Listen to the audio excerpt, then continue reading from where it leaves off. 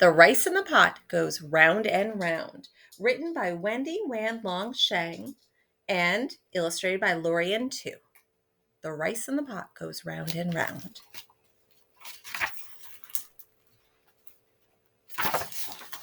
The rice in the pot goes round and round. To my family with love and gummy bears, and for my grandfather, Tu Bingyam Hu, legend has it, hid a handful of rice in his mouth for a week when he was a boy.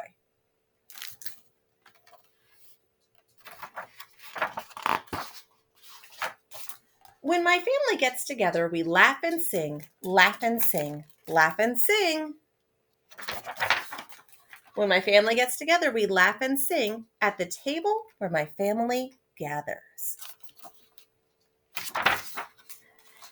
The rice in the pot goes round and round, round and round, round and round. The rice in the pot goes round and round at the table where my family gathers. Nene drinks her tea with a ho, ho, ho, ho, ho, ho, ho, ho, ho. Nene drinks tea with a ho, ho, ho at the table where my family gathers. Yee eats noodles going slurp, slurp, slurp, slurp, slurp, slurp, slurp, slurp, slurp. Yee eats noodles going slurp, slurp, slurp at the table where my family gathers. Mama picks a dumpling and serves one too, serves one too, serves one too. Mama picks up a dumpling and serves one too at the family where my family gathers. Baba takes a pancake to roll up the duck, roll up the duck, roll up the duck. Baba takes a pancake to roll up the duck at the table where my family gathers. Gigi eats tofu with a squish, squish, squish, squish, squish, squish, squish, squish, squish.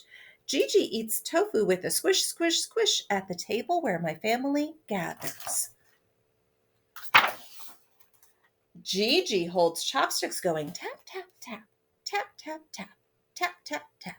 Gigi holds chopsticks going tap, tap, tap at the table where my family gathers. Dee Dee sucks on orange and says, yum, yum, yum, yum, yum, yum, yum, yum, yum. Dee Dee sucks an orange and says, yum, yum, yum at the table where my family gathers. When my family gets together, it means I love you. I love you. I love you. When my family gets together, it means I love you at the table where my family gathers. And here's a glossary of those foods that we saw. So there are two major writing systems for Chinese, traditional and simplified. Traditional characters are the original form of the character and have many strokes. Simplified characters employ fewer strokes to make them easier to use. Traditional characters here are written in red, and simplified characters are written in blue, and they're different from the traditional characters. So if you look at the page for each of the foods, you can see both of the characters if they're different. So rice is such an essential part of many Chinese meals that the word for rice can also mean food. Tea is drunk throughout the meal, not just at the end. And noodles, like rice, are an essential part of lots of Chinese cuisine. At special celebrations like birthdays, noodles symbolize longevity or long life. Dumplings have different types of filling, like meat, vegetables, or sweet bean paste wrapped in dough. Some of them have pork in the middle. That's what it looks like. Peking duck is a very famous way to prepare duck. The skin is very crispy and flavorful. To enjoy Peking duck, diners wrap the meat and skin in a thin flour pancake along with some vegetables and sauces. Tofu is made from soy milk. The curds of the soy milk are pressed into blocks and can be soft or firm. The taste is very mild, and fruit like the orange in this book is often served at the end of the meal. And then about Chinese family. The Chinese language has specific titles for all family members. What you call your grandfather on your mother's side is different from what you call your grandfather on your father's side. They are different names for siblings too, depending on whether they're older or younger. So it has the different names we saw, how to say them and how to pronounce them. And then dining etiquette. Every family and every culture has different rules for how to be polite at the dinner table. If you're enjoying a Chinese meal, here are some etiquette points to keep in mind. Sticking your chopsticks straight down into the rice is frowned upon. This is considered bad luck. Also, do not use your chopsticks for playing or pointing.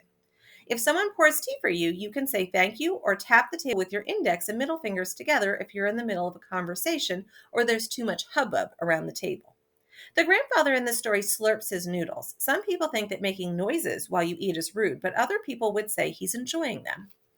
While some cultures encourage you to clean your plate, at a Chinese table, this could be interpreted as a sign that you haven't had enough to eat, and your host might urge you to eat more. Leave a little bit of food on your plate to show that you are full. Your parents may feel differently though. Wherever you eat, acting with consideration for others is always a good idea. Be sure to say please and thank you and show that you appreciate the food you receive and the people you are with.